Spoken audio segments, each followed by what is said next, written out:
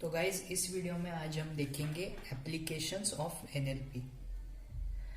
There are various applications of NLP like financial analysis. NLP is used to analyse financial news reports documents to extract information important information in which can be helpful to predict future trends in market।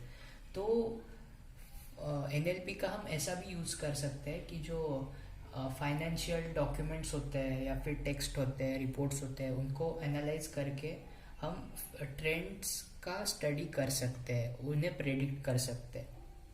Second, information extraction. NLP can be used to extract structured information from unstructured data. It can include finding out key information। तो for example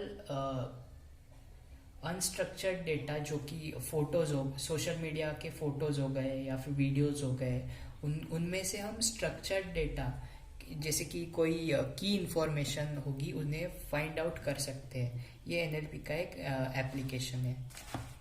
Sentiment analysis. Sentiment analysis tells whether a piece of text is expressing a positive emotion or negative emotion.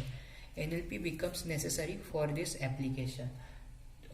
Sentiment analysis, for example, कि एक comment है वो एक positive response दे रहा है या फिर नेगेटिव, ये हम NLP की थ्रू समझ सकते हैं। ये NLP का एक एप्लीकेशन है। Health care application. NLP can be used in healthcare sector for analyzing medical reports, document and extracting useful information about patient or a disease। तो जो मेडिकल रिपोर्ट्स है उन्हें हम NLP की हेल्प से एनालाइज कर सकते हैं और ये हमें पेशेंट या फिर डिसीज के बारे में इंपॉर्टेंट इंफॉर्मेशन प्रोवाइड करेगा। Named entity recognition. Name entity recognition extract important key points like name of a people, place, date or time from a piece of text। This information becomes very useful।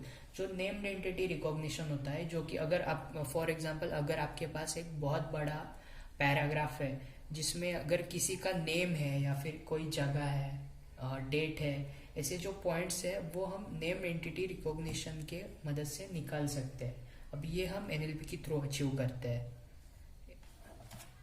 Educational application. NLP can be used in education for automated grading, personalised learning experience. तो जो education होता है, for example मैं paper check कर रहा हूँ तो NLP की मदद से हमें हर एक चीज़ रीड करने की ज़रूरत नहीं, वो सैम्पल पेपर्स के थ्रू स्टूडेंट को मार्क्स प्रोवाइड करेगा। ये एक NLP का एप्लीकेशन है। Text classification. NLP can be used for text classification. It becomes helpful for spam detection, topic categorisation और सेंटिमेंट एनालिसिस। अब टेक्स्ट क्लासिफिकेशन के लिए भी हम NLP को यूज़ कर सकते हैं। अब स्पेसिफिक टाइप का अगर टेक्स्ट है वो हम रिपीटेडली स्पैम में जा रहा है तो हम उसे एज अ स्पैम डिटेक्शन के लिए उसे यूज कर सकते हैं। सेंटिमेंट एनालिसिस के लिए भी हम उसे यूज कर सकते हैं। अब इस वीडियो के नोट्स की लिंक मैं डिस्क्रिप्शन में दे दूंगा।